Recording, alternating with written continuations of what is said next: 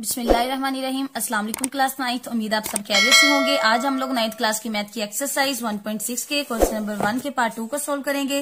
का link description में मौजूद है, आप लोग वहां से देख सकते हैं। अब हम लोग इसका पार्ट 2 सोल्व करते हैं। इस पार्ट 2 को भी हम लोग 2 मेथड से सोल्व करेंगे। फर्स्ट मेथड हमारे पास है the matrix inversion method, inverse method से सोल्व करना है, और सेकंड मेथड हमारे पास है क्रैमर रूल। इस क्रैमर रूल के मेथड से इसको सोल्व करना है। तो चलिए अब हम लोग अपने क्वेश्चन की जानिब चलते हैं। सबसे पहले हम इस पार्ट 2 को इनवर्जन मेथड से सोल्व करते हैं, और इनवर्जन मेथड का फॉर्मूला हमारे पास क्या है, x is equal to A inverse into B. सबसे पहले हम क्या करेंगे कि ये जो हमारे पास इक्वेशंस दी गई हैं इनको हम लोग मैट्रिसेस की फॉर्म में लिखेंगे। तो मैट्रिक्स फॉर्म में कैसे लिखेंगे, इसका बनाएंगे हम लोग जो एक्स वाई वेरिएबल्स के साथ कोफिशिएंट है उनका एक मैट्रिक्स क्रिएट करते हैं। यानी एक्स के साथ कोफिशिएंट कौन सा है 2, और यहाँ पर कुछ नहीं है, वहां पे कांस्टेंट क्या आएगा 1 लिखेंगे। इसका कोफिशिएंट 6 है और y का कोफिशिएंट 5। एक हम लोगों ने जो एक्स वाई वेरिएबल्स के साथ कोफिशिएंट है उनका मैट्रिक्स बनाना है। सेकंड मैट्रिक्स हम लोगों ने वेरिएबल्स का बनाना है, और वेरिएबल्स हमारे पास कौन से हैं, 2 वेरिएबल्स हैं एक्स और वाई। और थर्ड मैट्रिक्स जो हमने क्रिएट करना है वो है कांस्टेंट वैल्यूज का, और कांस्टेंट वैल्यूज हमारे पास कौन सी हैं 3 और 1। इस तरह हम लोगों ने 3 मैट्रिक्स क्रिएट कर लिए हैं। अब क्या करेंगे, लेट करेंगे। ये फॉर्मूला क्रिएट करने के लिए हमें एक एक्स का मैट्रिक्स चाहिए, एक ए का और एक बी का। अब लेट करेंगे, ये जो हमारे पास कोफिशिएंट का मैट्रिक्स है वो कौन सा है, ए मैट्रिक्स है। यानी ए इज इक्वल टू 2, 1, 6 और 5। और जो ये एक्स और वाई की वैल्यू, ये एक्स और वाई मैट्रिक्स है, ये हमारे पास एक्स का मैट्रिक्स लेट निकाल लेंगे। एक्स किसकी इक्वल आएगा, एक्स वाई मैट्रिक्स की। और बी का लेट करेंगे, बी को मैट्रिक्स को लेट करेंगे, वो किसकी इक्वल है, कांस्टेंट वैल्यूज के, यानी 3 और 1 के। अब हम लोग क्या करेंगे, यहां पर हमने इसको किसकी इक्वल सपोज किया है, ए की इक्वल, और इसको किसकी इक्वल सपोज किया हुआ है, एक्स की इक्वल, इक्वल का निशान। और उसके बाद इसको हम लोगों ने किसकी इक्वल सपोज किया है, बी की इक्वल। अब देखिए ये वाला फॉर्मूला क्रिएट करना है ना, तो x इज इक्वल टू, ये a इधर मल्टीप्लाई हो रहा है लेकिन b पे डिवाइड हो जाएगा, ओके हो गया। और जब हम x is equal to a को ऊपर लेके जाएंगे तो a इनवर्स इंटू b। ये फॉर्मूला हमारे पास क्रिएट हो गया। अब हम लोगों ने इसी फॉर्मूले की मदद से x और y की वैल्यूज फाइंड आउट करनी है। तो इसमें हमारे पास x भी मौजूद है, एक्स वाई, b भी मौजूद है 3 और 1, लेकिन हमारे पास a इनवर्स नहीं है। तो इनवर्जन मेथड में हम लोगों ने a इनवर्स फाइंड आउट करना होता है। x और y की वैल्यूज फाइंड आउट करने के लिए हम लोगों ने a इनवर्स फाइंड आउट करना होता है। तो a इनवर्स कैसे फाइंड आउट करते होते हैं, एडजॉइंट ऑफ ए, 2 चीजें चाहिए होती हैं, एक तो एडजॉइंट ऑफ ए और दूसरा ए का डिटर्मिनेंट। और सबसे पहले हम लोग क्या करेंगे, ए का डिटर्मिनेंट फाइंड आउट करेंगे। ए हमारे पास क्या दिया गया, ये डिटर्मिनेंट फाइंड आउट करेंगे। तो ए डिटर्मिनेंट स्ट्रेट बार, ए हमारे पास क्या है 2, 1, 6 और 5, ओके हो गया। इसका डिटर्मिनेंट कैसे लेते हैं, क्रॉस मल्टीप्लीकेशन करते हैं, यानी 2 मल्टीप्लाई बाय 5 करेंगे, मिड में नेगेटिव साइन, 6 मल्टीप्लाई बाय 1, 2 5 जा 10, नेगेटिव साइन 6 1 जा 6। तो 10 में से 6 माइनस किया 4, यानी जो हमारे पास ए का डिटर्मिनेंट आया वो क्या आ गया 4। अब हम लोगों को क्या चाहिए, अब हम लोगों को एडजॉइंट ऑफ ए चाहिए। ए हमारे पास क्या है 2, 1, 6, 5। जब हम लोग एडजॉइंट ऑफ ए लेंगे तो कैसे लेते हैं, इन दोनों वैल्यूज की प्लेस चेंज हो जाएगी, 5 ऊपर 2 नीचे, और इन वैल्यूज के साथ साइन चेंज होगा। पॉजिटिव 1 है तो नेगेटिव 1 एडजॉइंट में हो जाएगा, और 6 भी नेगेटिव हो जाएगा एडजॉइंट में। तो ए इनवर्स के लिए क्या करना था, हमें एडजॉइंट ऑफ ए को ए के डिटर्मिनेंट पे डिवाइड करना था। तो सबसे पहले एडजॉइंट ऑफ ए लिखेंगे। एडजॉइंट ऑफ ए हमारे पास क्या आया है 5, -1, -6 और 2। इसको किस पे डिवाइड करना है, ए के डिटर्मिनेंट पे। डिटर्मिनेंट हमारे पास क्या आया है 4, ओके हो गया। यानी कि 5 divided by 4, -1 divided by 4, -6 divided by 4 और 2 divided by 4। A inverse is equal to, ये 5/4 एज इट आ जाएगा क्योंकि ये किसी भी टेबल पे कैंसिल आउट है नहीं हो रहे। 5/4 -1/4 भी as it, 2 2s are 4, 2 3s are 6, तो -3/2 आ जाएगा। और यहां पर भी 2 1s are 2, 2 2s are 4, यानी 1/2। ये हमारे पास आ जाएगा ए इनवर्स। और फॉर्मूला हमारे पास क्या था, X is equal to A inverse into B. X का मैट्रिक्स हमारे पास क्या है, एक्स की वैल्यूज की जहां पे एक्स की वैल्यूज पुट करेंगे, और एक्स की वैल्यूज हमारे पास क्या है, एक्स और वाई। एक्स की जहां पे एक्स की वैल्यूज पुट की, जो हमारे पास है एक्स और Y, is equal to A inverse की जहां पे ए इनवर्स की वैल्यू पुट करें, क्या है 5/4, -1/4, -3/2 और लास्ट पे 1/2। और फिर क्या है बी की जहां पे बी की वैल्यूज पुट करें, फिर बी की जहां पे बी की वैल्यू क्या हमारे पास दी गई है 3/1, 3 और 1, 2 वैल्यूज दी गई। 3 और 1। अब इन्हें मल्टीप्लाई करेंगे, इस साइड पे x और y एज इट आ जाएगा, और यहाँ पर फर्स्ट रो को इसको पहले इससे मल्टीप्लाई करें, 5/4 को मल्टीप्लाई करेंगे हम लोग 3 के साथ, एडिशन का साइन, -1/4 को मल्टीप्लाई किया 1 के साथ। अब सेकंड रो को करेंगे, -3/2 को मल्टीप्लाई करेंगे 3 के साथ, मिड में एडिशन का साइन, 1/2 को मल्टीप्लाई करेंगे 1 के साथ।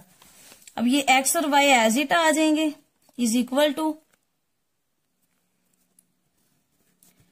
अब देखें 5 3 से मल्टीप्लाई हो रहा है, 5 को 3 से मल्टीप्लाई करेंगे 15 डिवाइडेड बाय 4, मिड में एडिशन का साइन, और जब इसको मल्टीप्लाई करेंगे ये प्लस माइनस माइनस आ जाएगा, यहाँ पर माइनस आ जाएगा, और 1/4, जब 1/4 को 1 से मल्टीप्लाई करेंगे वही एज इट आ जाएगा।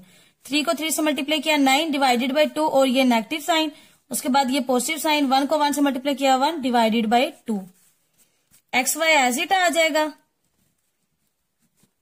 इज इक्वल टू, यहाँ पर एलसीएम आ जाएगा इसका 4, और एलसीएम को जब इस पे डिवाइड करेंगे, 4 को 4 पे डिवाइड किया 1, 1 को जब 15 से मल्टीप्लाई करेंगे 15, नेगेटिव साइन, इसी तरह जब इस 4 को इस 4 पे डिवाइड करेंगे तो कैंसिल आउट होके क्या आ जाएगा 1, 1 को 1 से मल्टीप्लाई करेंगे तो 1, और इसी तरह नीचे भी हम लोग एलसीएम ले लेंगे, एलसीएम 2 आ जाएगा, ऊपर आ जाएगा -9 + 1, एक्स वाई एज इट आ जाएंगी, इज इक्वल टू 15 में से 1 माइनस करें तो 14 डिवाइडेड बाय 4, और यहां पर भी क्या आ जाएगा -8 डिवाइडेड बाय 2। ओके हो गया। अब ये देखें कैंसिल आउट हो रहे हैं, 2 2 = 4, 2 7 = 14, तो क्या आ जाएगा, इसकी जगह पे हम लोग लिख सकते हैं 7/2, 2 1 = 2 और 2 4 = 8, ऊपर 4 और नीचे 1, नीचे 1 लिखे या लिखे कोई फर्क नहीं पड़ता, इसलिए -4 इसका आंसर आ जाएगा। यानी ये जो हमारे पास x है वो किसके इक्वल आ गया, x इक्वल आ गया 7/2 के, एंड y इक्वल किसके आ गया हमारे पास -4 के, और जो सोल्यूशन सेट बना है एक्स वाई का वो क्या आया हमारे पास 7/2 और -4। अब हम लोग इसे एक बार स्टार्टिंग से देख लेते हैं। सबसे पहले हमने क्या करना है, इनको मैट्रिसेस में कन्वर्ट करना है, इसी इक्वेशन में से मैट्रिक्स बनाने हैं, यानी कि जो एक्स और वाई वेरिएबल के साथ कोफिशिएंट है उनका एक मैट्रिक्स बनाया, फिर वेरिएबल का एक मैट्रिक्स, और फिर कांस्टेंट का एक मैट्रिक्स। फिर इनको सपोज कर लिया कि ये जो मैट्रिक्स है वो ए की इक्वल है, ये एक्स की इक्वल है, और ये बी की इक्वल है। अब हम लोगों ने ये वाला फॉर्मूला क्रिएट करना था, तो ये देखें यहाँ पर ए, इसको हमने ए की इक्वल सपोज किया तो ए, और ये x की इक्वल सपोज किया तो x, इसको b की इक्वल सपोज किया तो इज इक्वल टू b। ये a इस साइड पे मल्टीप्लाई हो रहा है, b पे डिवाइड हो जाएगा, और जब जी ऊपर जाएगा तो इनवर्स में कन्वर्ट हो जाएगा। अब हमारे पास x भी मौजूद है और b भी मौजूद है, तो a इनवर्स फाइंड आउट करेंगे। तो a इनवर्स हम लोगों ने फाइंड आउट किया, urgent of a find out किया, और a का डिटर्मिनेंट फाइंड आउट किया।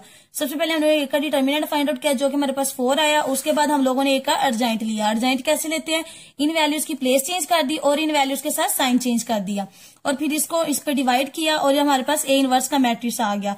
अब हम लोगों ने इसी फॉर्मूले में इसकी वैल्यूज पुट की, x की जगह पे उसकी वैल्यू पुट की, a इनवर्स की जगह पे जो हमारे पास मैट्रिक्स है उसकी पुट की, और b की जगह पे b की वैल्यूज पुट की, फिर हमने उन्हें मल्टीप्लाई कर दिया। और यहाँ पर हम लोगों ने जब मल्टीप्लाई किया तो मल्टीप्लाई किया, उसके बाद एलसीएम लिया हम लोगों ने, एलसीएम लेने के बाद हमारे पास 2 आंसर आ गए, एक आ गया 7/2 और -4, यानी कि जो एक्स और वाई का सोल्यूशन सेट हमारे पास आया वो 7/2 और -4 आया।